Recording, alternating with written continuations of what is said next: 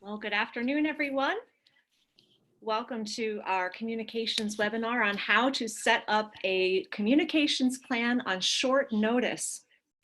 Now you have to hold on one second because my iPad is playing audio and it shouldn't be. I'll be back.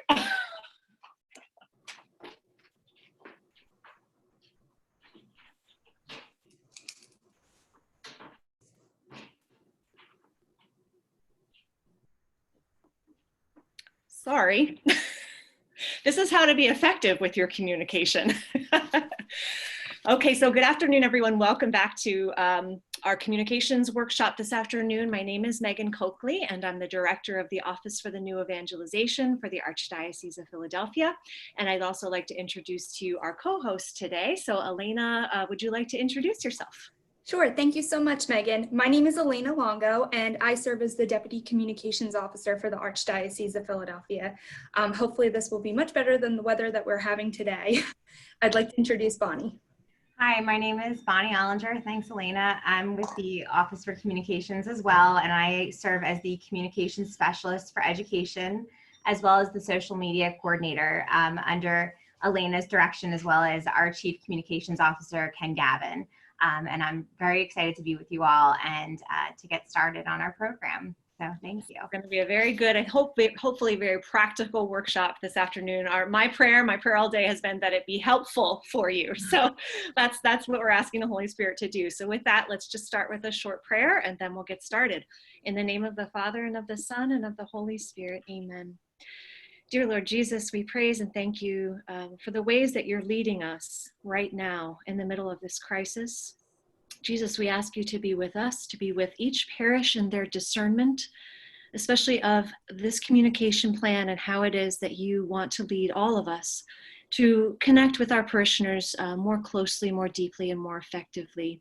So we ask the gift of your Holy Spirit for us, the gift of discernment and prudence and boldness. And we ask you to be with us and to guide this conversation today. And we pray all of this in your name, Jesus, our Lord. Amen.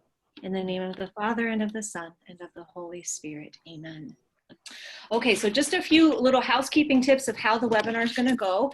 Our plan is to speak for about 45 to 50 minutes, and then we'll have about 10 minutes of open Q&A where you'll be able to submit your questions through the chat box.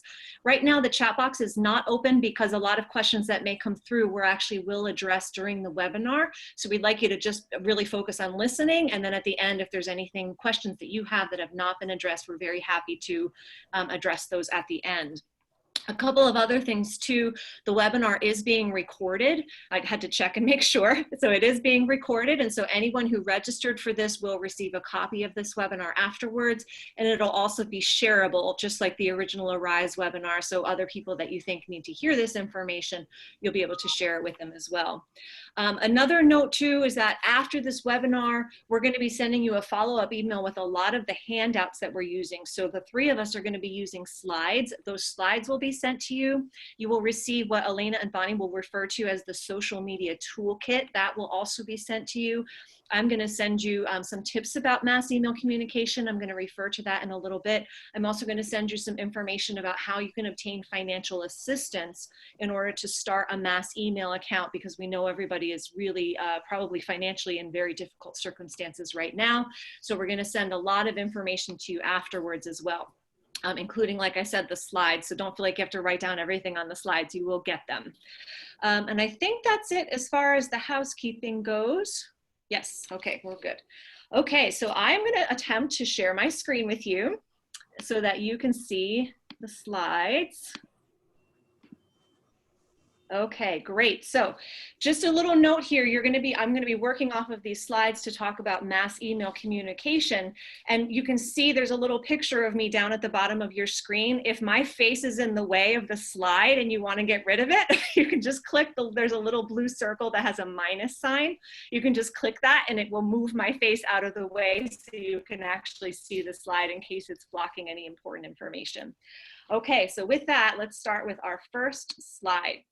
Okay, so my section of this webinar, I'm going to talk for about 20 minutes, is about mass email communication, right? So sending bulk emails to your parishioners or friends of your parish, and also mass texting.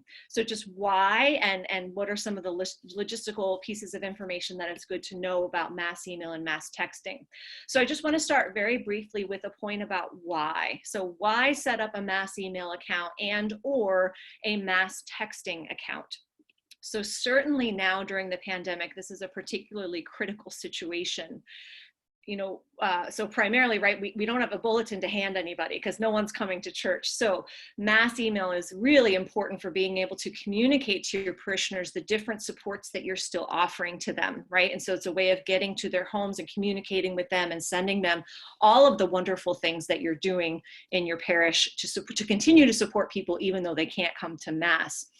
Another critical piece, and why this is such an urgent thing, is that mass email and mass texting enables rapid and accurate communication as information changes. So for example, as the COVID restrictions lift, we're gonna be, having to arrange who's able to come for mass at what time and how many people and which entrance do they use and all kinds of logistical pieces of information. And being able to send that in an email where everything is written out ensures that people get the information and that they also have it accurately. Sometimes just announcing that over your live streamed mass in church, as you know well, right, people hear it verbally and promptly forget what you said. So the information doesn't come accurately. So it's a way to make sure that you're accurate and also that you can access your parishioners quickly as the information changes. The other reason to mass email and text is also that it makes your live streams, your online bulletin, and your online giving much easier for people. One of the things I had wanted to point out really was if you're able to email your online giving, so say you have an account with Parish Giving, for example, you send that link to people by email, in one click, they can make their Sunday donation. So I actually would say you probably, just by getting an email account and sending out your online giving link, you will probably make up any finances that you would have spent on that email account very quickly, right? Because when people can get it on and do one-click donations, super easy, and they usually do it. Finally, so not just during the pandemic, but all the time, why is mass emailing and texting important? All the time it's important because this is how people get information now, right? So it's important that we use the language, right, that people are using in order to communicate and get information. I will say it's actually not sufficient just to have your information on your website because people don't often remember to go to a website to check. What's good is to take the information on your website and email it to them. That way it comes to them and then it's a much better way to engage them. So just some rationale for why mass email, why mass text. Okay, what I want to do is also just walk through with you some of the features of the major mass email service companies that are out there. So what I mean by mass email communication is basically companies that take hundreds and hundreds, even thousands of email addresses and basically can blast an email to all of them at the same time. Normal servers can't handle that kind of quantity. So you need to actually purchase a separate account in order to send something like an email to every single parishioner you have. So there are basically three major companies out there. There are quite a few others, so you are not limited to these three by any means. I just want to quick review the three of them that most people are familiar with and just tell you what each of them does. So the first one is Flocknote. Flocknote is a Catholic company. It's flocknote.com. Flocknote does mass emailing, right? So those big e-blasts. Flocknote also does mass texting. So you would be able to send a text message to everyone whose cell phone number you have immediately, right? You could text your bulletin link to everybody whose cell phone number you have.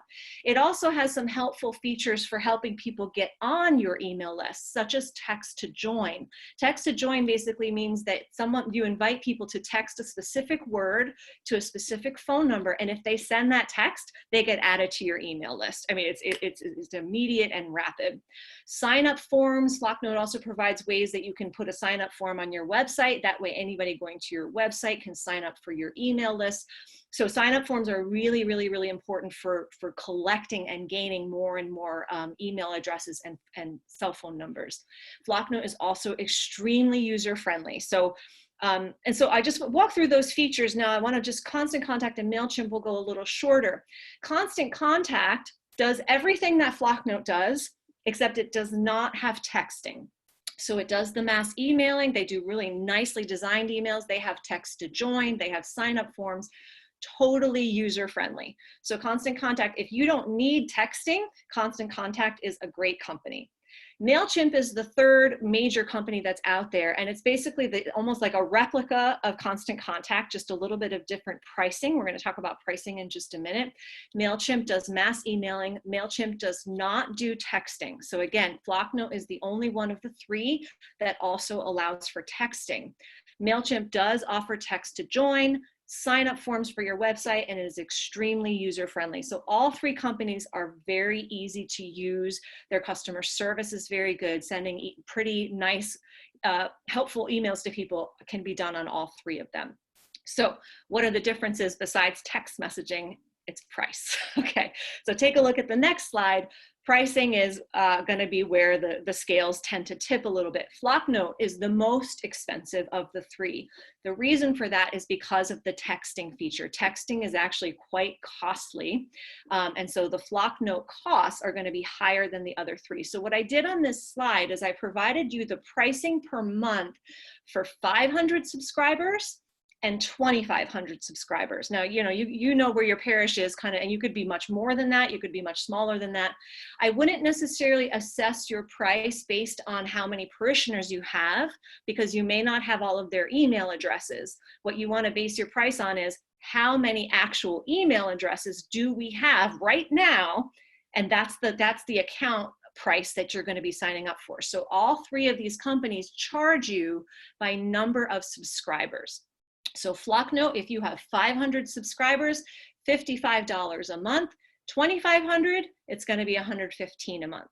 You'll notice Constant Contact and MailChimp are significantly lower. So Constant Contact, 500, it's going to be $42.75 a month. 2,500, it's actually the same price because they actually just have one tier for 500 to 2,500 emails. You can go on these websites and actually find their pricing for whatever numbers you're working with. MailChimp is the cheapest of them all. If you have 500 subscribers, it's $9.99 a month. That's pretty amazing. And then if you have 2,500 subscribers, it's $29.99 a month. And again, it goes up with numbers. So just so you have a sense of the pricing, and again, the reason why Flocknote is more expensive is because of that texting. So it's really up to you guys to discern, is the texting essential for us, depending on what kinds of communities and what kinds of communicators you have in your parish. Okay, so how to start a mass email account. We're really running this webinar for parishes that really at this point have not had any mass emailing going on, and potentially no social media either. We really want to just talk basics with everyone. You really, and this is lovely, you really only need two things to start a mass email structure in your parish. And so just these are the two things you need. You need an account, right? So you need to set up an account with Flocknote, Constant Contact, MailChimp, one of the other ones, and you need a spreadsheet. And that's actually all you need to go. So why do you need a spreadsheet? So take a look at this slide here. I have here a slide of the spreadsheet and its structure that you need in order to upload to Flocknote and send an email. You need a spreadsheet with 3 columns: first name, last name, email address. So it has to be 3 separate columns, and they have to be organized that way. Now you'll see I have a 4th column there for cell phone numbers.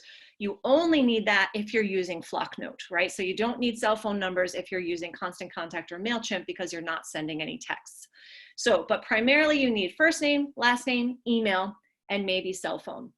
So, and you just need a list like that on Excel, and you basically just, when you get your Constant Contact account, you take your Excel list, you upload it to Constant Contact, they all just automatically go into the account, and you type your email and you send it. It is actually that simple. It can be done in about an hour, probably less. So it's pretty amazing. And so really this is probably the most important slide. This is actually all you need to start mass email communicating in your parish. Now let me just explain a few things about syncing with your PDS and your parish databases. Okay, so there's probably one of 2 scenarios going on in your parish. Either In your parish, you have been collecting people's email addresses, but they're all just in your parish database. So I want to talk about what do you do if you've got email addresses in PDS or ParishSoft, and then what do you do? I also want to talk about the scenario where maybe you have not been collecting email addresses. So maybe you have no email addresses in your parish database. Then what do you do, right? Are you stuck? Are you not able to move forward? So let's take the two scenarios. The first scenario is if you have emails in your parish database, it is literally as simple as 3 steps. So the first thing you do is you export an Excel spreadsheet of your parishioners from your parish database. And every parish database has this ability. You just do it under reports and you just spit out literally every parishioner that you have. And what you need from that spreadsheet is first name, last name, email, right? That's all you need.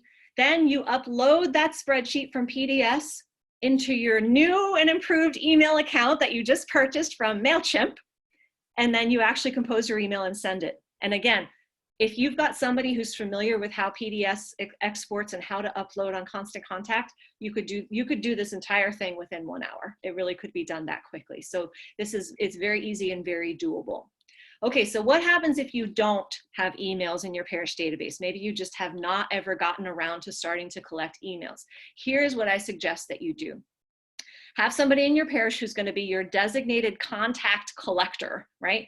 Have that person start a new blank Excel spreadsheet with the columns that I just mentioned. So they need first name, last name, email address, and if you're using Flocknote, cell phone number, right? So a 4th column there. Then what you do is you send an email to all of your staff and all of your ministry leaders and tell them, you're basically going to shake the bush. You're going to tell them, send us every name and email address that you have from our parish, just in your emails, in your files, everywhere. Just tell them to just send everything they have to you. And that person, that contact person, is going to start putting the names and email addresses into that spreadsheet. So you want to just build a big, long list. Once you have a decent number of people on that Excel spreadsheet, all you do is take that spreadsheet, upload it to MailChimp, to your list. All those people get dumped onto MailChimp, type your email, send it. Then what you can do is in that email that you send out through MailChimp, what you want to do is ask those parishioners to forward your email to other parishioners and ask them to send you their email addresses.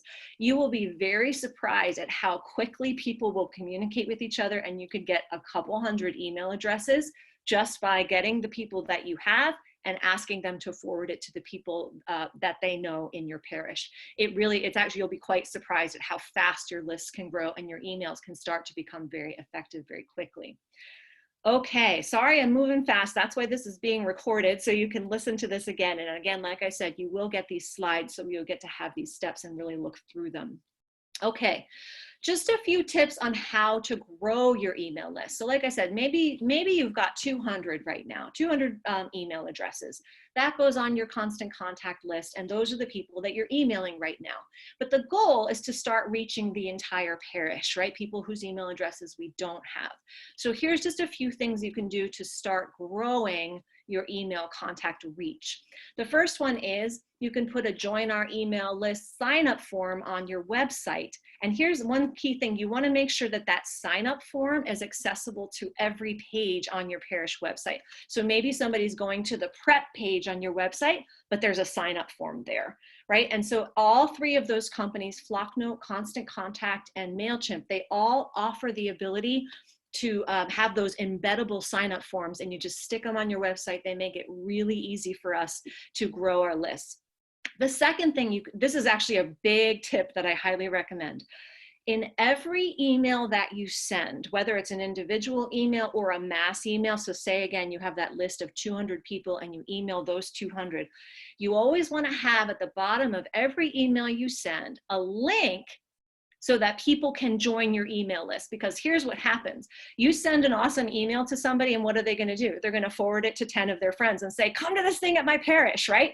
So we always want to have a way for those new people to just click on your email and join your email list. And now you've gained 10 more people, right? And so when you do that, what happens is with every email you send, you tend to get about 10 or 15 more people on your email list. It's a way to grow. Finally, once the pandemic is over, you can also do email collection campaigns, pew cards, phone calls. You can do all kinds of ways to grow. Obviously, we can't be doing a lot of that now, but so the first two are really for things that we can do for the time being. Okay, I'm going to wrap up shortly here. Okay, just a few other things that I want to just briefly mention and that will be emailed to you. So the first thing is a number of people emailed me in advance talking about we need some tips for like, how often do you send an email? What should be in our email? So rather than spend time on the webinar doing that, I actually wrote up a document that we're going to send to you that's 8 tips for effective email communication. And what I cover there is kind of how often, so right, like once a week, no more than that really, right? Because people get annoyed about mass emails really quickly. So we have to be very strategic. Things like how to compose your email, right? How to make it look nice versus just all long text that nobody's gonna read. So I'm gonna send that to you rather than cover it here in the webinar and just read it over. I hope it'll be very helpful for you. 2 other points I wanna make. Financial assistance.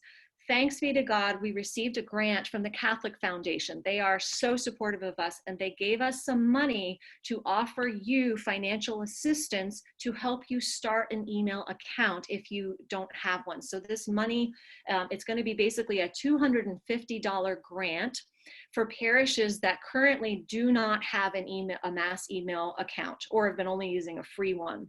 And $250 actually can go a long way depending on how many subscribers you have. That actually could float you for 3 to 6 months. If you use MailChimp, it'd float you for a year. So just depends on which one you use. Also, I compiled a list of consultants from other parishes who are really good at this stuff, really good at database reports and uploading to websites and writing emails. And they are willing to help your parish and walk you through the process of getting this done quickly, right? Because one of the things that's so important right now is that this has to get done like now, right? In the next 2 weeks, I would set a goal to have your first email out to your first group of people within 2 weeks, because the restrictions are going to start lifting and we need to be able to communicate with people very soon. So I'm going to send you a list of those people who have expertise in MailChimp, Flocknote, Facebook, Constant Contact, and you just get in touch with them and ask for their help, and they are very happy to walk you through the process. So again, our follow-up email is going to have all of this information, and then we will take a little bit of Q&A at the end.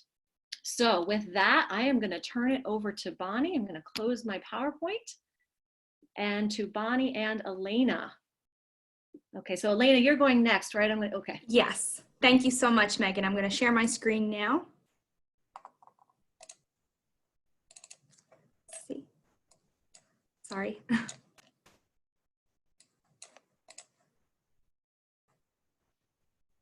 Is it working? You just want to put it on full screen. Okay, so sorry. Down at the bottom. Thank you. Apologize. Bottom of the PowerPoint. It's over by the positions from beginning. There you go. Did that work? Okay, sorry about that. So thank you again, Megan. Since our time is limited, I'm going to start the social media portion of the webinar by going over social media and best practices for establishing a page. My colleague Bonnie will then discuss visibility and engagement. Before we begin, I want to share a brief quote from Pope Francis's message for the 48th World Communications Day. Communications is a means of expressing the missionary vocation of the entire church.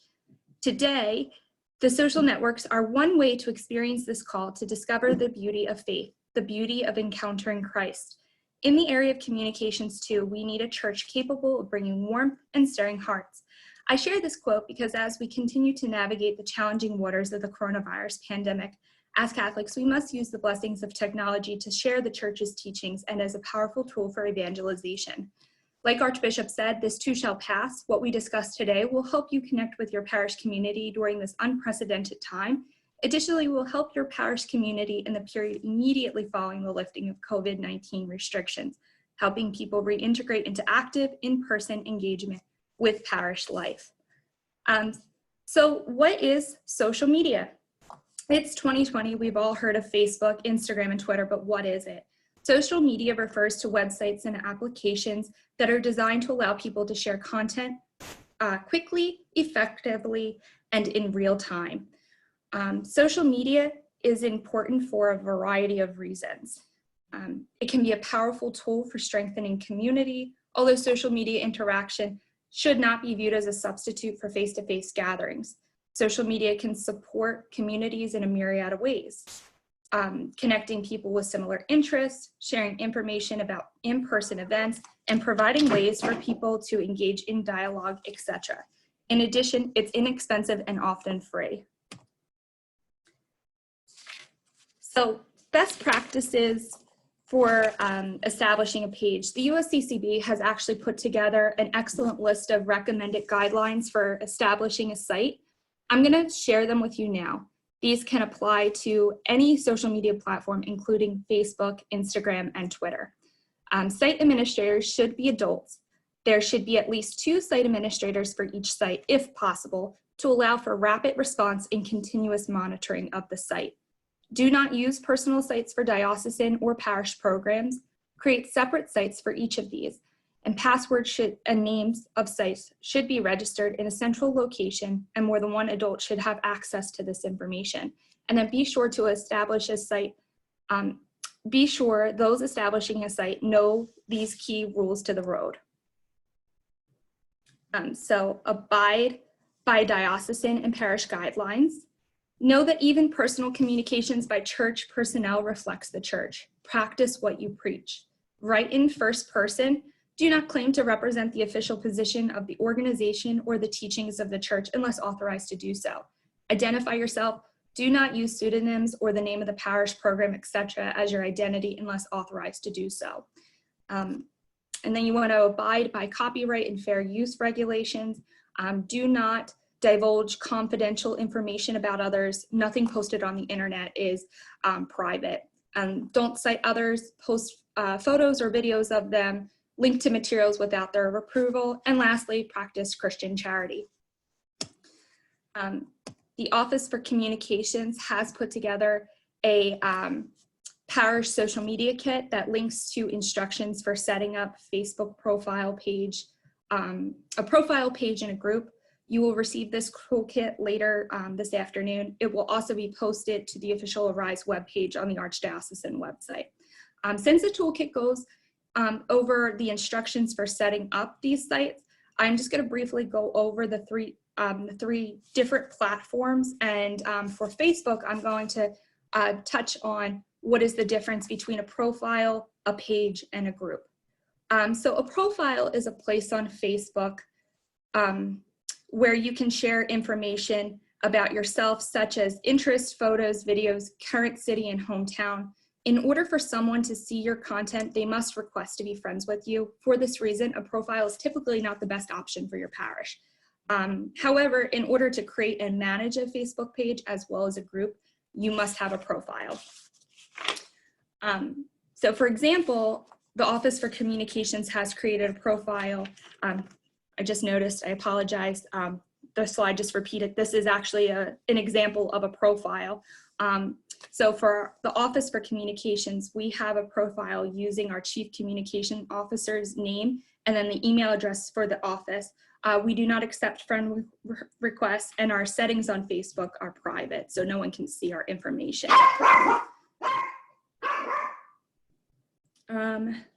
So I'm actually going to go back. I apologize, my slides seem to be out of order. Okay, so this is actually an example of a Facebook page, not a profile. A page is a great option for your parish. Pages are like profiles, however, people do not have to like or follow the page in order to see its content. When setting up a page, we recommend using a picture of the church as its profile picture, and then including the address for the rectory, email address, and then phone number for the parish. Okay, now we're going to go to a group. And then groups are in place to communicate about shared interests with certain people. They are great to pair with your page to create a space for more private conversations among those who are engaged in a specific type of parish life. Groups can be public, closed, or secret. Again, the toolkit's going to go all over the step-by-step instructions provided by Facebook for setting up a profile, a page, in a group. So now we have Twitter. Twitter is a great way to communicate with your parish community through short messages, which are often referred to as tweets. You are limited to 200 characters when posting. The idea is to share information in real time and drive your audience over to a website for more information. For example, CatholicPhilly.com uses Twitter to share a brief quote from one of their articles and then drive people over to read its article in its entire length. If you're interested in setting up a Twitter account, please take a look at the toolkit. And lastly, Instagram is a free photo and video sharing app available on Apple, Android, and Windows phones. When you share a picture or video, you can write a brief description and it will post to your profile. Information regarding setup can be found in the toolkit. Thank you so much for your kind attention. Bonnie will take it from here.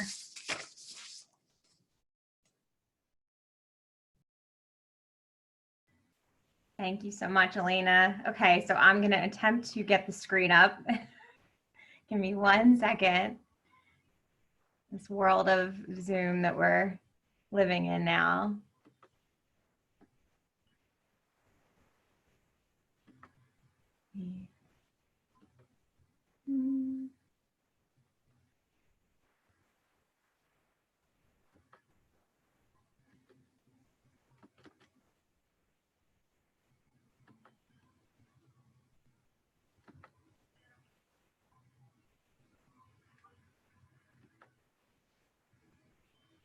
And my apologies. Okay.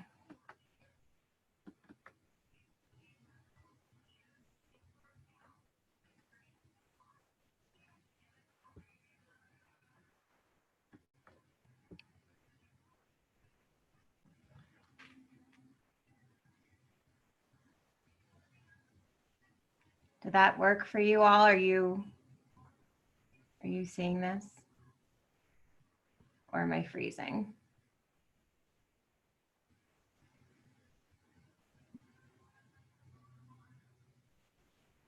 I think it might be frozen.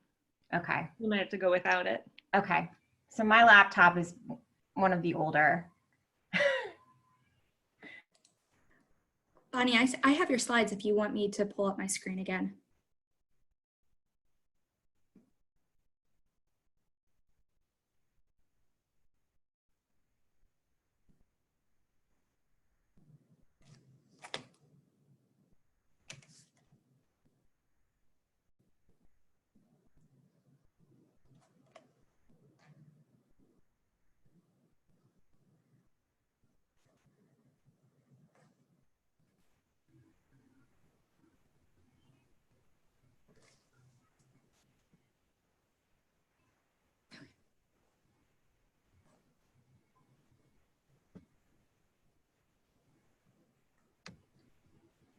Can you see me and hear me?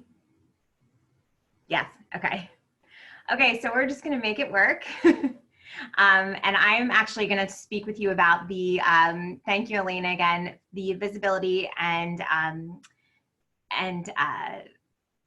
content for your social media pages. So once you've created these pages, where do we go from here? And obviously you'll get to see my portion of the slides when we send them to you, as Megan has mentioned several times after this session. So my apologies for the technical glitch, but you know, God will provide. So so basically, I want you to think of your social media accounts as an extension of your parish websites. I want you to think of it also as an opportunity for an open house. So the same way that you would invite new parishioners in or current parishioners in to an event at the parish is the same way that you should think of your social media accounts. So open and welcoming and bright and representative of all the good things that are going on in your community, your parish community. And so that could mean many things. Obviously, we're in a very different time right now, but as Megan and Alina both mentioned, when we are back to a new normal, then you'll have the opportunity to go back to events that you have and sharing things like that. But for right now, obviously, news and information that is coming out of your parish is vital to your parishioners and to anyone that might be looking for a home in this current situation as a Catholic. So really, your social media can be a great extension for that. It's also a way of connecting with the larger Catholic family. So outside of your parish bubble, within your county, but beyond that, within the state, national, and international level. Some of the staggering numbers, there are currently, our total population is roughly 7.77 billion people. Of those people, about 5 billion people are, or 66%, are cell phone or mobile users. So they have those apps that we've been speaking about today in the palm of their hands. Beyond that, another 59% of those people are internet users. So they're connected to the web, they're surfing, they're doing all of those things. And then beyond that, almost half of the population around the world is an active social media user, which roughly comes out to almost 4 billion people that are currently using social media platforms. So that can be a kind of convincing argument as to why you would want to take this leap, because I know that it can be a scary process for some. Social media can be a little bit of a daunting thing, but we're hoping that this toolkit, these toolkits and this information that we're giving you will make it a little less daunting and make you realize that it's not so scary of a burden to undertake, that it can be quite simple. So I do provide in the slides that I have put together some links that are useful. I just find that reading some information from some reliable outlets on social media and tips and things can be helpful, especially when you're getting started. So I have provided those links that you'll be able to take a look at and kind of digest in your own time as you're taking all of this information into consideration.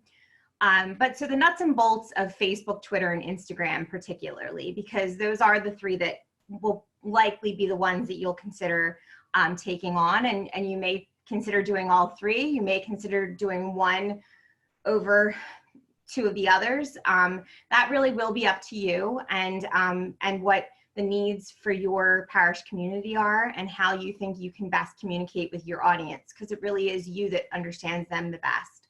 And I call them audience, but obviously you understand, I mean your parishioners and potential parishioners and families and things like that in the community. Obviously you have the best pulse on who those people are. And so you'll understand what of the three platforms might work best for you. And hopefully our information can help you kind of make that decision as well. So once you've decided on a platform and you've signed up and you've followed the toolkit as Elena had laid out for us so nicely, and you are able to choose a platform, you've decided on Facebook or Twitter or Instagram, now you have to decorate. So think of it as, you know, inviting someone to a housewarming party. You're not going to invite them to a house that doesn't have furniture or anywhere to sit or white walls. You're going to want to put your best foot forward and have flowers on the table, have a chair to sit in, you know, things like that. So for our social media purposes, those things boil down to a thumbnail, which is the picture that Elena had showed us of a small circular picture on the account that will reflect your parish. It could be a front picture of your church. It could be of your pastor and some parishioners. It could be a we use our crest for the Archdiocese. Those are just some examples, but it should be a small circular image that fits within that, in the dimensions. You don't want it to be something that's outside the dimensions or looks wonky. So you'll use your best judgment with that. Secondary for Facebook and Twitter, you'll also create a cover photo, which will be the photo that's the larger, longer photo at the top. And that's the one that you can really play around with and make a really bright, welcoming first impression. And that is really kind of the first impression for you on social media when somebody arrives to your social media account, is that cover photo, especially on Facebook and Twitter. Obviously, you'll want cohesive platforms. So if you can make sure that the handle name, whatever name that you choose to call, if you have multiple accounts, if you have a Facebook, a Twitter, and an Instagram, if you can try and use similar, if not the same names across those platforms, that's always a good idea, because then people will connect that as a cohesive brand. And obviously I'm speaking in like branding and that kind of stuff, but it's only because that's the way that the outside world kind of looks at it. So we're speaking in like a secular way, but you hopefully understand that it translates for us in the church as, you know, your parish and diocese. Obviously, the other thing that you also want to make certain of is any contact information that you would put on your website, you would also want to put on your social media accounts. A lot of younger people will look to your social media for contact information. They may even message you through those platforms. So try and make sure that you have a phone number that can be easily accessible to a parish office or somewhere that is checked regularly. Obviously, we're not in our offices right now, but if there's a number that's checked regularly, same goes with an email address, if there could be a clear email address as well.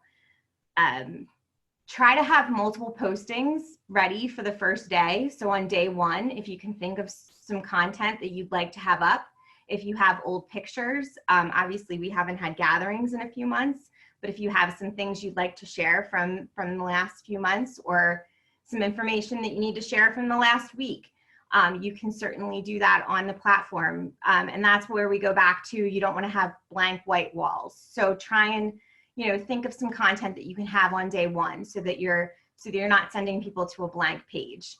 And we can certainly help with that, you know, giving you some ideas on how you can kind of get off on the right foot on that day one place. Because once you get started, it really is an easy process, and it's not something to be, you know, discouraged by. Obviously, keep the page active.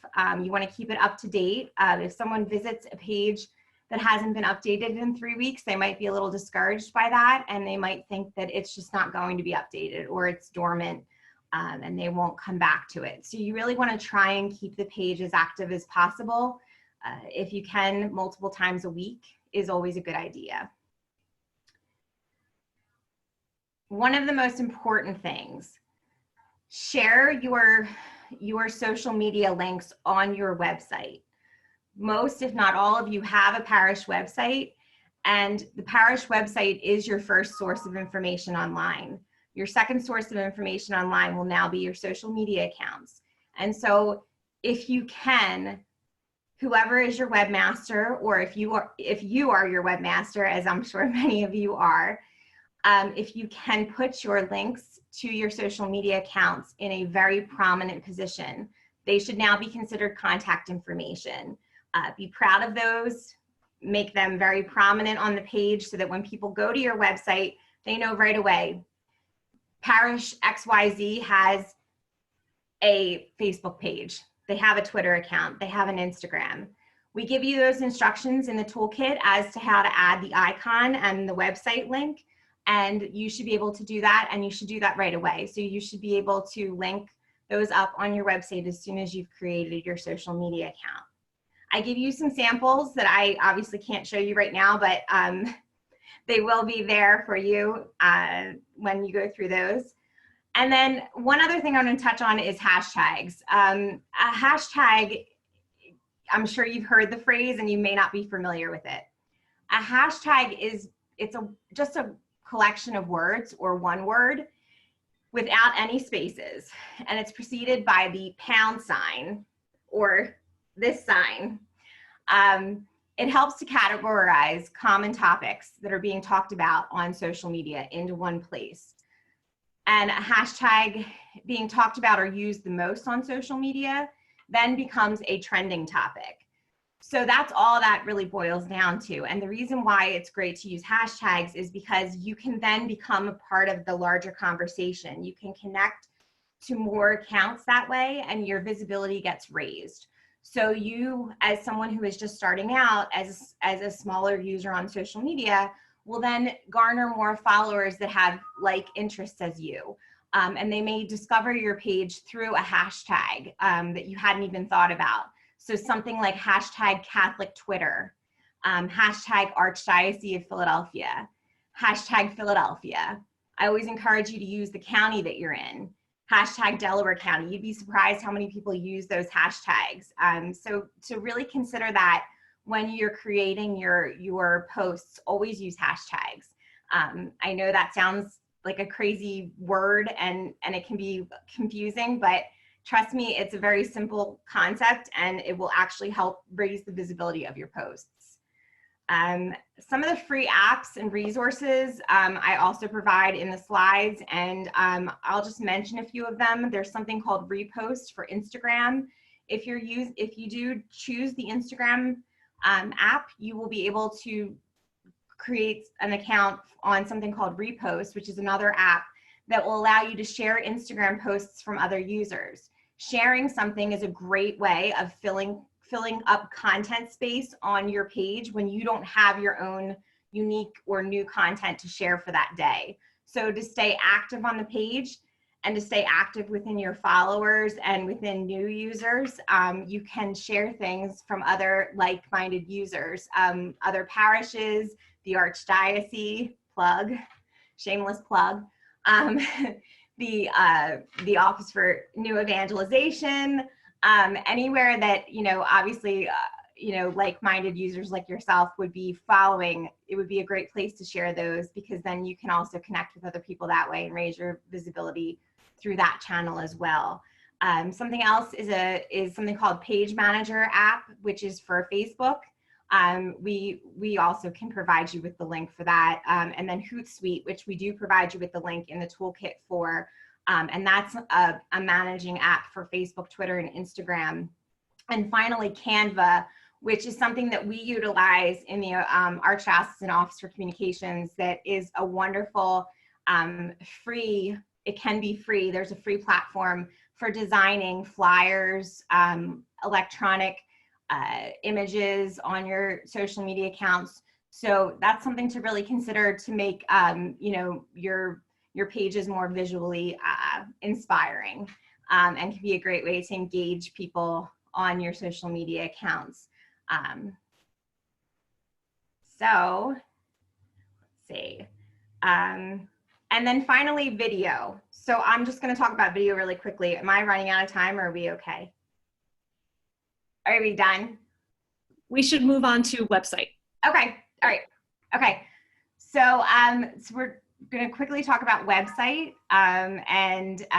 So for website, something really important that we had touched on before was keeping it up to date and keeping the contact information visible.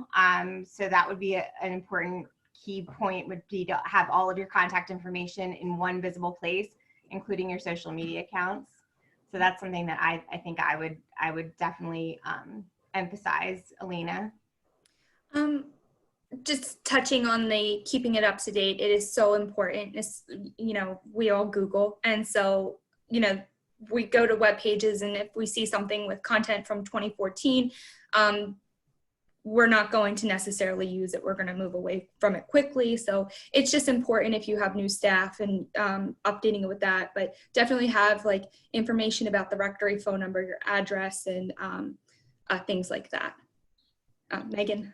Yeah, thank you. I just have two recommendations. So one thing to do, and again, this is just for that short notice, like we have to take care of this in 2 weeks.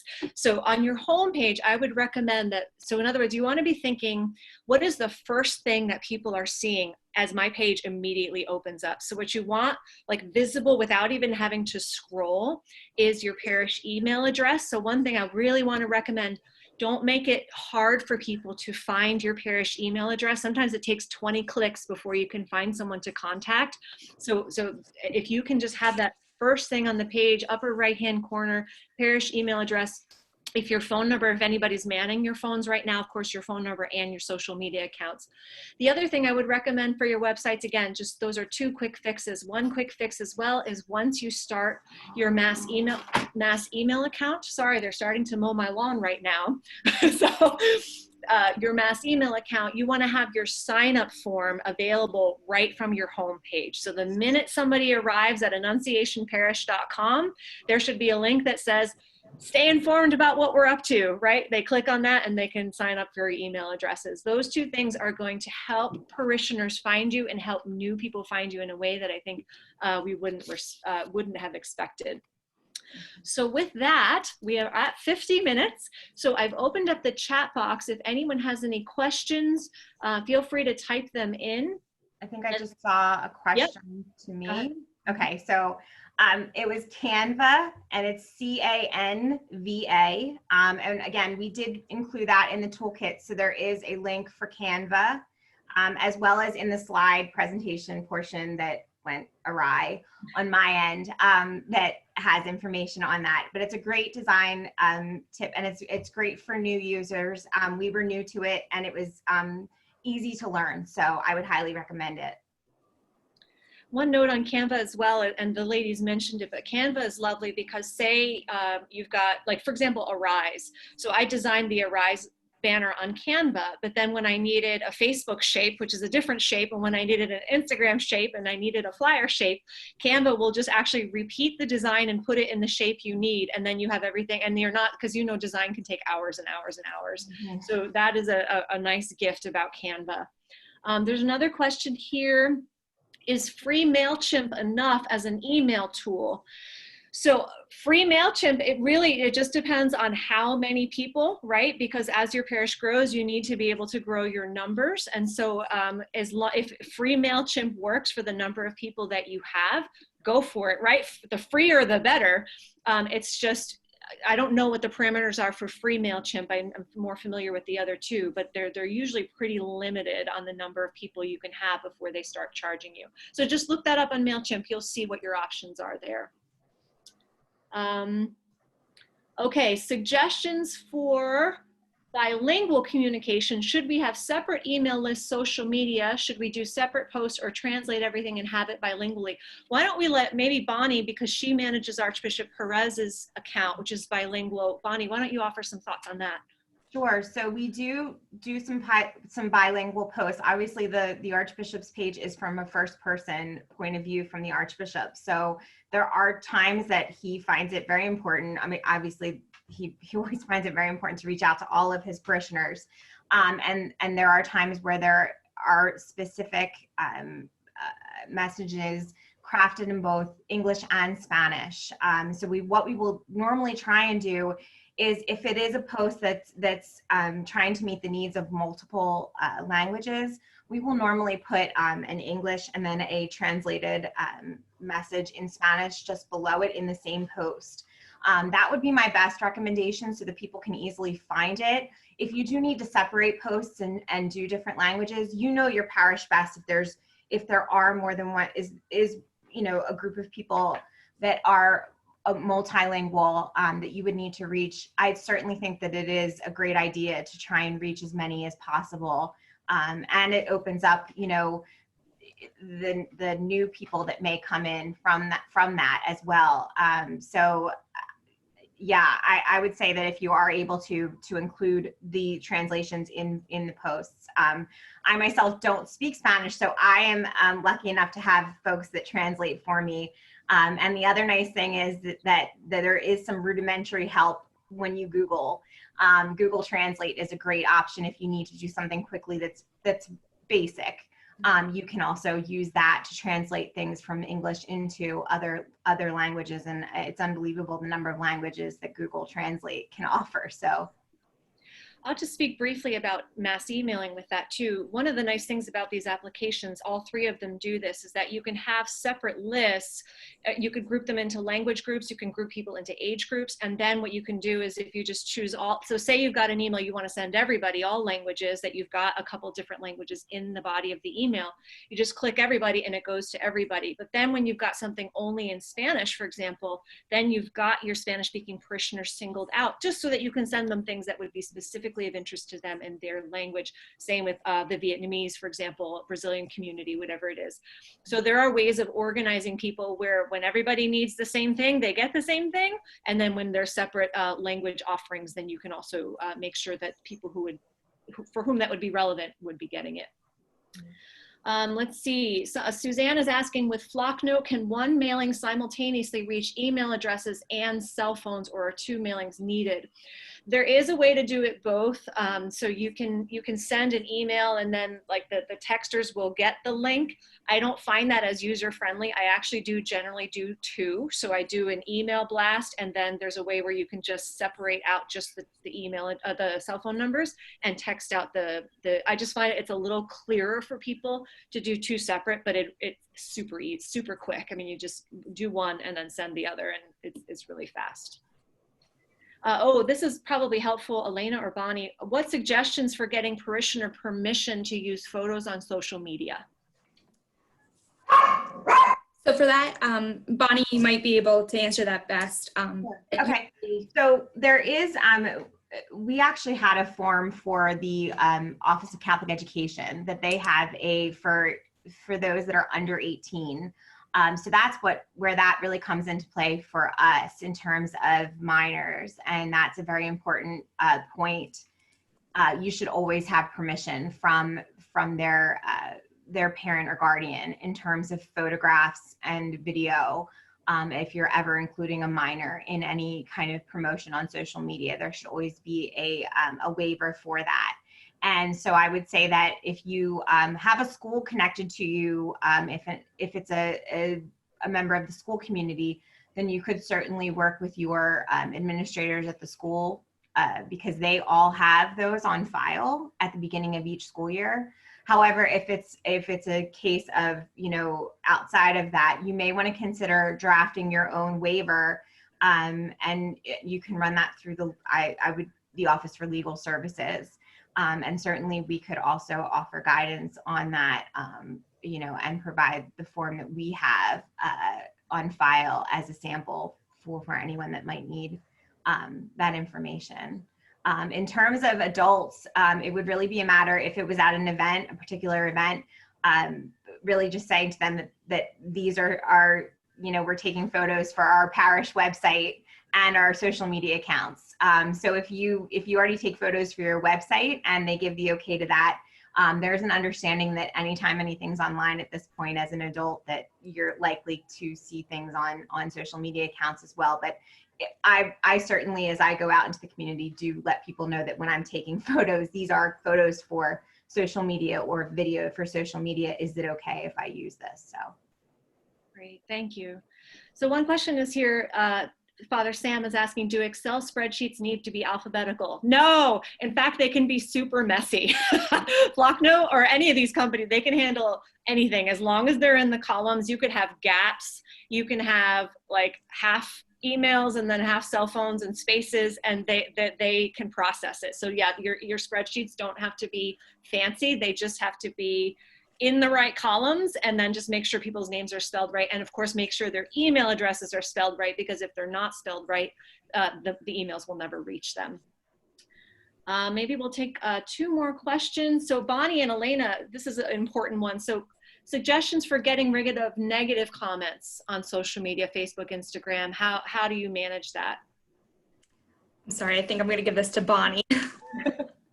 So we do a process of, to be honest with you, our Chief Communications Officer weighs in on those in terms of our official pages. But I would say that if you are able, if it's something that it's made in good Christian charity, and that's something that you have to use your judgment on, as Elena had mentioned, trying to use, your own Christian charity when you're posting, thinking if it's a thoughtful comment that's just, you know, something that is just not necessarily in agreement with others? Or is it something that's mean-spirited and just looking to, a term in the social media world is troll? You can definitely sniff those out pretty quickly. And I would say that you're within your right if it's somebody that's attacking or, you know, in a mean-spirited way, that you can hide those comments on Facebook. There's features on each of them to get rid of those. I would say deleting or blocking are pretty harsh forms of punishment on social media. Blocking is really a last resort. So it's really shutting somebody out completely. So that I would really use that as a last resort if you have to. And I would say that's kind of, you know, I can't give you a clear-cut answer on that because it's difficult. But I would say that we use that as a very last resort. So, but I would say hiding a comment can be done. And then obviously you can report comments to all of those social media channels if they become abusive or if there's language or anything like that. So. Thank you. Yeah. All right, just one last, this is more a logistical question. So our parish has Flocknote, but their youth minister uses MailChimp. Can the MailChimp list be used as sublist on Flocknote? Okay, great. It's a great question, right? So somebody over here is using Constant Contact, this person's using MailChimp, and we want to start Flocknote. Absolutely. So any of those three organizations allow you to export your lists, all right? So you're importing new people, but if you've got a big old list with MailChimp, you just export it to an Excel spreadsheet and it's going to spit it out, first name, last name, email. And then you take that spreadsheet and you stick it on Flocknote. And absolutely all three of those mass email communication tools allow you to group people. So there can be a big umbrella list that's just everybody connected with your parish. And then you can put youth group under it. You can put mom's group under it. You can put dad's group. You can put all kinds of groups under it. And then that way you're organizing your different groups who are going to have specific things that you're sending to them. But then there's stuff that you're definitely going to be sending to the whole parish. So we've just hit 3 o'clock, so we should wrap up. Just a reminder that if you registered for this webinar, we have your email address, which means we will send you the recording as well as the social media toolkit, the grant application information, the parish consultants, people who are going to help you. We will send you the slides, anything else. And then, of course, I believe when you registered for this, you also got my email address. So you can always email me if you have any questions, and I can always forward them on to Bonnie and Elena if you have questions about social media. So with that, ladies, thank you so much. Everybody, thank you for being here. And we're going to be praying for you, right, for this immediate turnaround that these circumstances are requiring of us. So please let us know however we can help. Okay, have a great afternoon. God bless you. Thanks. Yeah.